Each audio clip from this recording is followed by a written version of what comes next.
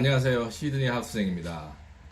오늘은 가족 단위로 이민을 생각하고 외국에서 취업을 준비를 하시는 그런 분들에게 취업에 관련돼서 조금 팁을 드릴까 해요.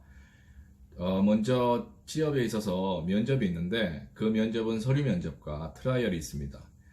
서류 면접에서는 이력서와 커버레터가 포함이 됩니다. 이력서에는 자기가 누구이고 어떤 스페셜 스킬이 있고 어디에서 교육을 받았는지에 대해서 서술하시면 되고요. 그리고 커버 레터 같은 경우에는 자기가 예전에 어떻게 살아왔고 지금 어떻게 살고 있고 나중에는 어떤 삶을 살고 싶다라고 기술을 하시면 될 것 같아요. 그 부분을 좀 중요시하게 생각하시는 오너들도 가끔 있습니다. 부가적으로 매니저와의 면접도 있을 수 있어요. 그 매니저는 사장과 직원 간의 다리 역할을 하는 위치에 있는 사람입니다. 그리고 면접 때는 사장이 원하는 질문이라든지 이런 것을 대리해서 물어보는 경우도 있어요.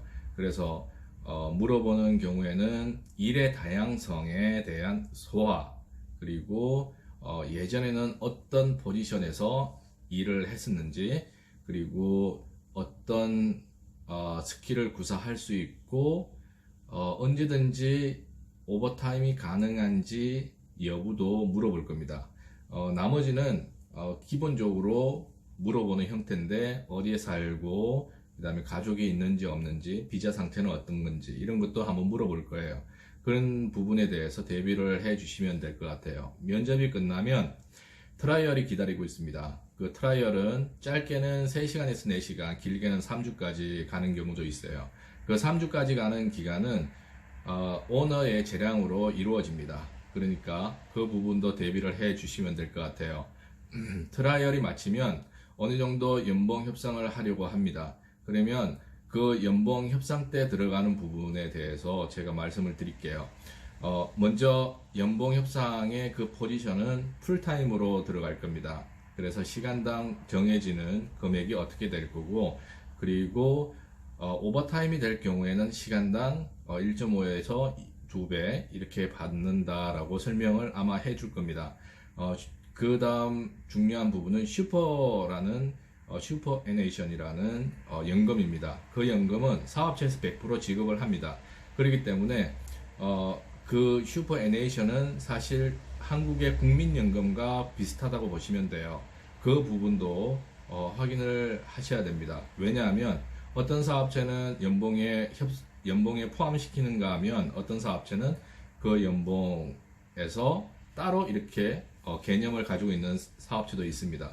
그렇기 때문에 그 부분에 대해서 확실하게 짚고 넘어가셔야 될 것 같아요. 그 모든 부분이 끝나면 자기가 사무실이면 사무실, 공장이면 공장, 랩이면 랩, 그 투어가 있을 겁니다. 그 투어에서 같이 일하게 될 그 직원들과 아이 컨택 정도는 이렇게 하면서 가벼운 인사 정도 할 겁니다.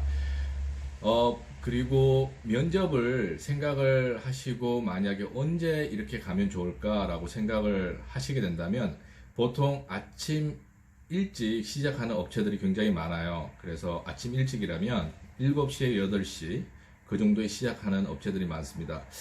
아침 일찍 사장이 그 사업체에 나와서 커피를 마시는 시간이 있습니다. 그 커피를 마시고 어느 정도 자기 시간을 가질 수 있는 그 시간이 한 2시간 정도 남짓돼요. 그러면 그 2시간을 잘 활용해서 사장을 만나서 어느 정도 이렇게 컨택을 하는 방법이 제일 좋은 방법 같아요. 한 10시가 넘으면 오늘은 할 일이 많습니다. 거래처 관리도 해야 되고요. 그리고 현재 진행 중인 일도 봐야 되고 직원도 이렇게 이 동태도 알아와야 되니까 그런 부분에 대해서는 아주 바쁜 일상을 보낸다고 생각을 하시면 돼요. 저 역시도 아침에 커피 한 잔 마실 시간은 있거든요. 근데 어느 정도 좀 시간이 지나면 아주 바빠집니다. 그렇기 때문에 누가 아는 사람이 오더라도 잘 만나는 시간을 딱 떼놓을 수가 없는 것 같아요. 거래처에서 전화도 많이 오고, 그리고 다음날 나가는 일도 해야 되고 하다 보니까 많이 바빠집니다. 트라이얼 때 아마 사장이 여러 케이스를 이렇게 얘기를 할 겁니다. 그 여러 케이스를 주면서 볼 수 있는 게 그 케이스마다 소화할 수 있는 능력이 어떤 건지에 대해서 확인을 하고 싶어 할 거예요. 그러면 그 케이스가 맞춰지면 설명을 해주는 것도 하나의 팁입니다. 플러스 되는 팁이고요.